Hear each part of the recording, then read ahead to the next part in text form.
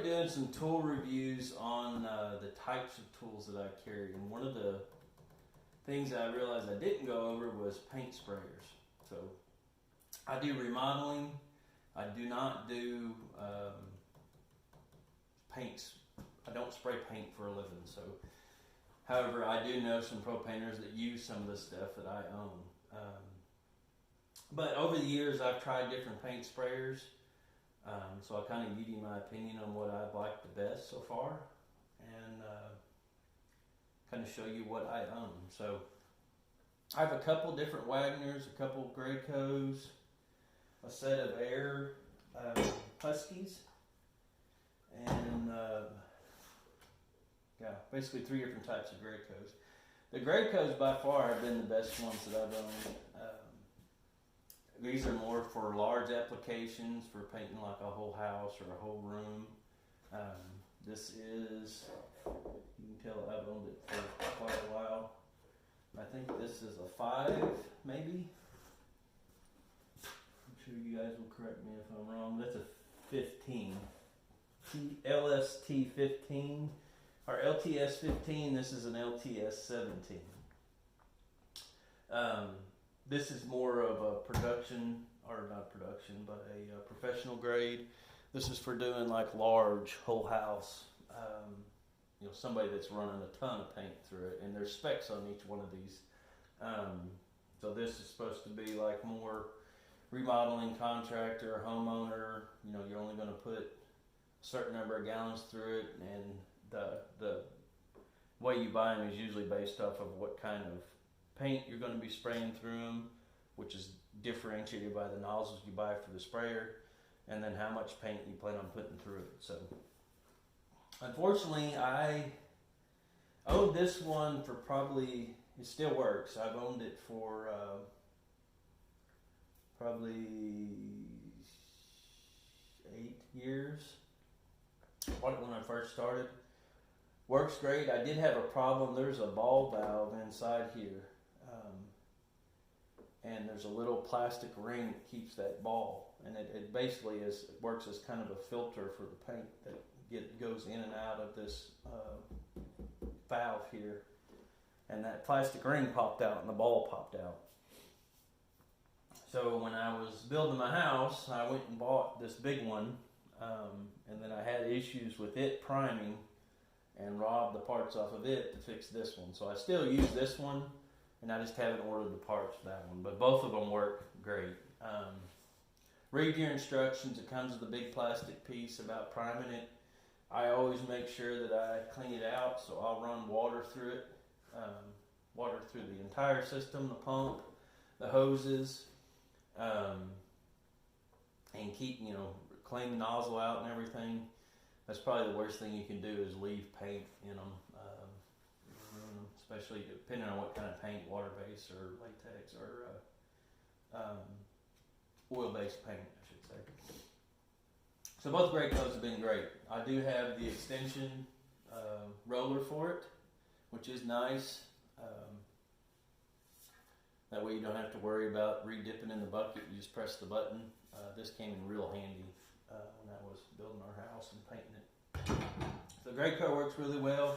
Another Grayco sprayer I've got is this one. I bought this one here recently. It's advertised that you don't have to thin the paint, which for me is a big advantage, because I've never figured out the exact science to mixing the paint, thinning the paint out to where it'll handle one of these other sprayers. And it's probably just my inexperience, and has a whole lot to do with the fact that I hate painting. So this one works well. You don't have to thin the paint, and I used it for actually the cabinet videos that I have. This is the sprayer I use to spray all those cabinets. So another Grayco product. It's a Grayco True Coat 360 DS. Works really well. I like it. Another couple of spray guns that I bought this Wagner, which worked pretty good for a project. You do have to thin the paint to use this. The container for the paint's not on here. It's in my paint jug. our paint supply box. It's alright. You've got to get the paint just right in order for it to work. I did have a lot of problems with it spitting and not spraying correctly. Once again, probably more my user error than it is anything else. Like I said, I don't do a whole lot of painting. I'm not a professional painter. So a lot of that's probably part of the issue. But this Wagner worked pretty good. Like I said, it worked real well for the first project I had for it. It is a Wagner STD 1450, I believe. No, it's a basic model 0529144. So, not bad. This is another Wagner project sprayer. I have owned this a long time. I have only used it maybe once or twice. It's probably an earlier version of this Wagner that I've got here. Both of these I've only used on one project. I think I used this to stain a fence. And this one here I used to paint some project for my wife, I imagine. And haven't used them since then. So, don't doubt that they're still not good sprayers. Another set of spray guns I have is a Husky. This is an air sprayer, so these are, everything I've showed you so far is electric. I think they call them airless. This actually requires you to hook it up to an air compressor, and it came with two guns, an HPVO and an LPVO, I think is the name of the other one. So, I haven't used these. I do have them, HPVO, and I know they work well. I have been around painters that paint cars that use these model of guns. So, but let me know your opinion on them. I haven't actually used them.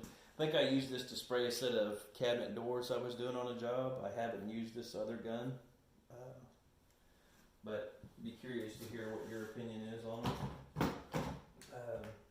Overall, I've been through, the Graco has been the best ones I've used thus far. Little info about the, let me know your opinion on it. Have you used any of these before? What were your opinions? Do you have others that you suggest? Like I said, I don't do a whole lot of painting. If I do, most of the paint jobs I bid on are just, somebody wanting a rental house painting. They just want the paint slapped on the walls. They're not worried about a professional smooth finish job on everything. Not that I do crappy work, but it's one of those skill sets I know that I'm not real good at and don't have the patience for. So let me know your opinions. Appreciate it.